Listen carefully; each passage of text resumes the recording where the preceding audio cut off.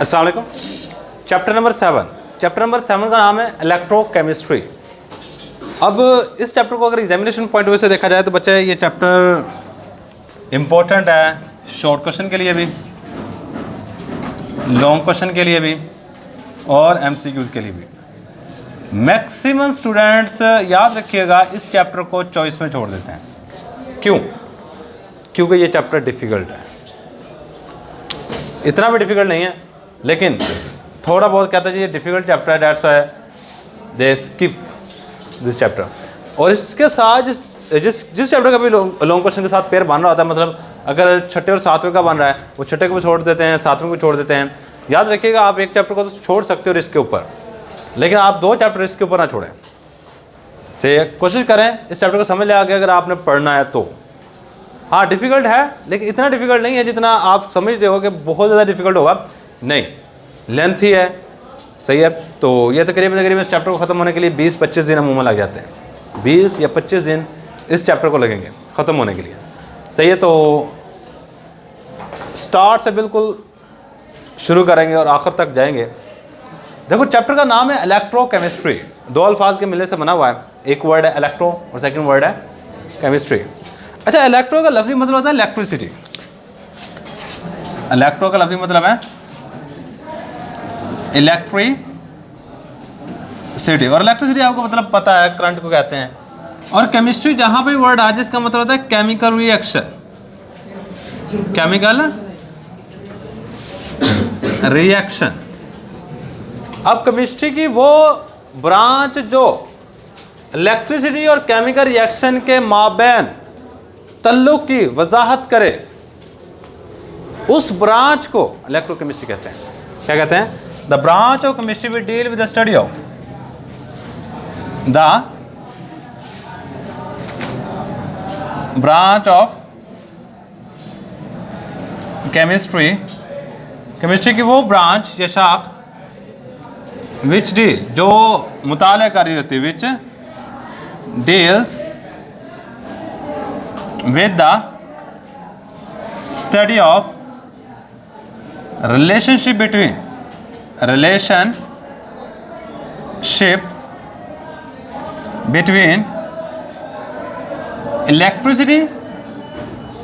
electricity and chemical reaction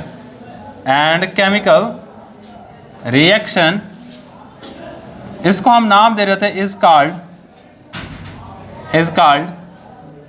electrochemistry. याद रखिए definition कोई भी हो, ये पास पेपर में काफ़ी दफ़ा ये भी डेफिनेशन आ चुकी है, define electrochemistry and give its application या सिंपल डिफाइन इलेक्ट्रोकेमिस्ट्री। अच्छा, ये याद रखिए कि ये जो ब्रांच है केमिस्ट्री ये कहाँ पे इस्तेमाल, आपकी नॉर्मल ज़िंदगी में कहाँ पे इस्तेमाल हो रही है।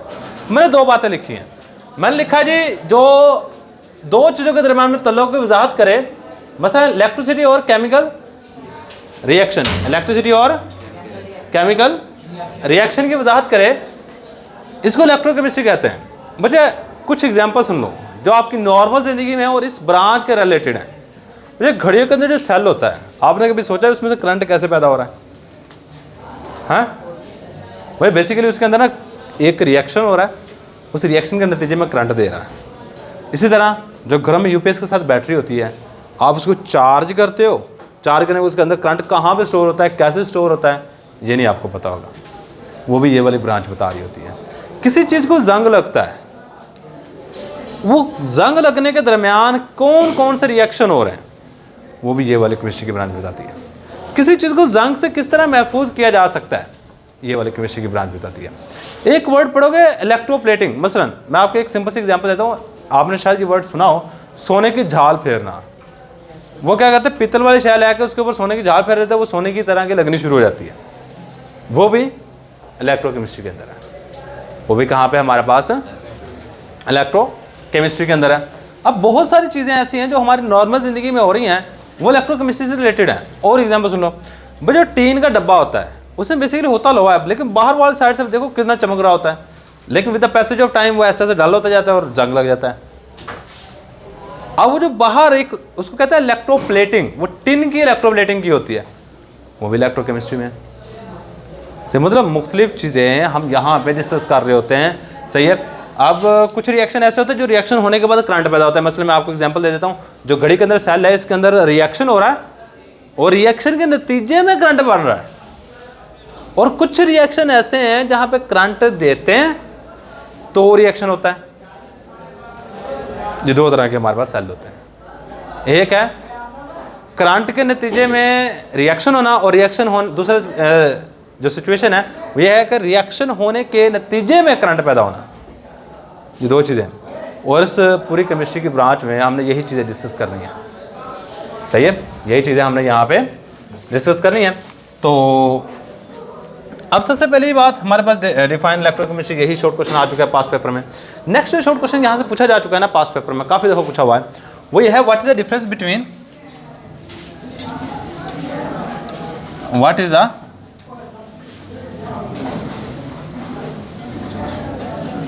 Difference between spontaneous and non-spontaneous chemical reaction, chemical reactions। spontaneous और non-spontaneous chemical reaction क्या होते हैं, इनमें फ़र्क लिखें। मुझे जब भी फ़र्क की बात आएगी हम दरमियान में लाइन लगाएंगे, एक साइड पे लिखेंगे स्पॉन्टेनियस रिएक्शन और सेकंड दूसरी साइड पे हम लिखेंगे नॉन स्पॉन्टेनियस रिएक्शन। भैया सबसे पहले अल्फाज के मतलब पे जाइएगा।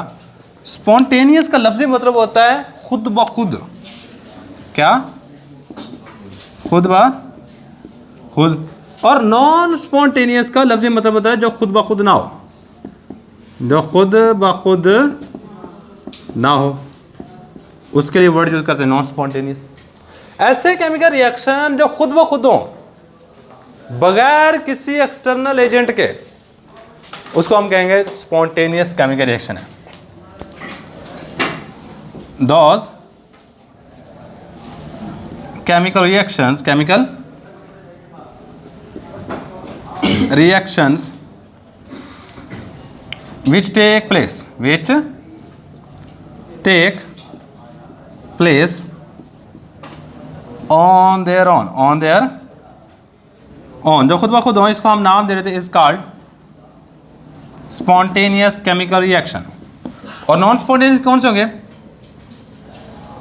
दोज केमिकल रिएक्शन, सॉरी इसमें ना एक आगे एक छोटी सी लाइन और ऐड कर लो, ये प्रॉपर डेफिनेशन माने जो बुक में दी गई है। विदाउट एनी, ये समझाऊंगा इसका मतलब क्या, विदाउट बगैर किसी बैरूनी एजेंट के, विदाउट एनी एक्सटर्नल एजेंट, बगैर किसी बैरूनी एजेंट के, इसको हम नाम दे देते हैं इज कॉल्ड स्पॉन्टेनियस रिएक्शन। और दोज रिएक्शन, ऐसे रिएक्शन जो खुद ब खुद ना हो बल्कि किसी बैरूनी एजेंट की मौजूदगी में हो, those reaction which take place, जो हो रहे हो in the presence of, in the presence of an external agent, external agent, जो एक्सटर्नल एजेंट की मौजूदगी में हो, इसको हम नाम दे रहे होते is called non spontaneous reaction.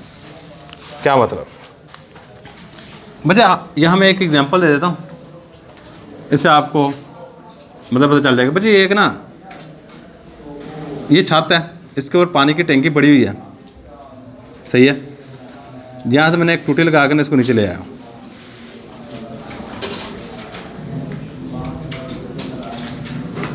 देखो अगर मैं यहाँ से टूटी ओपन करता हूँ तो यहाँ से पानी आएगा,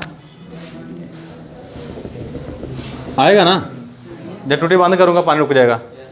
अच्छा पानी जब टूटी ओपन करूँगा पानी खुद ब खुद नीचे आएगा, जब टूटी ओपन करूँगा पानी खुद ब खुद नीचे आ रहा है कि नहीं आएगा, आएगा। बट ये वाला जो तरीकाकारी है स्पॉन्टेनियस, जो खुद ब खुद हो रहा है, कोई एनर्जी नहीं लगानी, कोई दरम्यान में चीज़ लगानी। आप देखो टैंकी होगी खाली, अब मैंने यहाँ पानी भरना है और पानी नीचे वाली टैंकी से भरना है। मैंने पाइप डाल के ना यहाँ पे अंदर वाली टैंकी में रख दिया, क्या पानी खुद ब खुद नीचे से ऊपर जाएगा? क्यों हैं? देखो पानी कभी भी नीचे से खुद ब खुद ऊपर नहीं जाएगा, so that's is a non spontaneous. हाँ, इसको आप करवा सकते हो। करवाओगे कैसे? मोटर लगा दो, यहाँ पर लगाओ, मोटर लगा दो। अब ये जो मोटर है, ये याद रखिए, इसको कहते हैं एक्सटर्नल एजेंट। अब देखो, the reaction will take place in the presence of external agent. ऐसे रिएक्शन जो खुद ब खुद तो ना हो, लेकिन किसी बैरोनी एजेंट की मौजूदगी में हो। देखो अब पानी नीचे से ऊपर जाना शुरू हो जाएगा। अब पानी क्या होगा? नीचे से ऊपर जाना शुरू हो जाएगा। क्यों? क्योंकि हमने यहाँ पे एक एक्सटर्नल एजेंट लगा दिया है। क्या कर दिया? यहाँ पे एक्सटर्नल एजेंट लगा दिया है। सही है, तो ये बात एक सिंपल सी याद रखिएगा। में स्पॉन्टेनियस रिएक्शन हो रहे होते हैं। एग्जाम्पल की बात करूं दोनों की,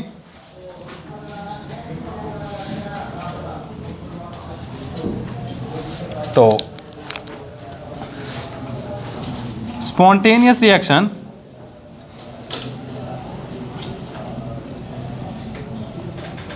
अकर इन डाउन्स सेल, क्या दिया? Galvanic cell. ये इसकी एग्जांपल है,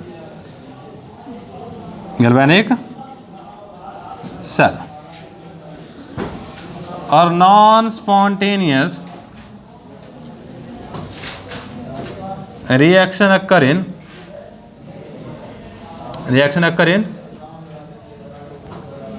इलेक्ट्रोलिटिक सेल। ये आगे जाके पढ़ने हमने इलेक्ट्रोलिटिक सेल क्या होते हैं और गैल्वेनिक सेल क्या होते हैं। ये पूरे लॉन्ग क्वेश्चन आ जाते हैं। इलेक्ट्रोलिटिक सेल सिर्फ आप यहाँ पे नाम लिखिएगा। तो ये था जी हमारे पास, इसका बेसिक इंट्रोडक्शन अभी किया है। ये भी आगे प्रॉपर हेडिंग आती है आगे। ये इंट्रोडक्शन में दोनों की दोनों चीज़ें, दो शॉर्ट क्वेश्चन इंट्रोडक्शन में से आते हैं। Define electrochemistry and what is the difference between spontaneous and non spontaneous reaction. यही हमारे पास आज का लेक्चर। अल्लाह हाफिज़।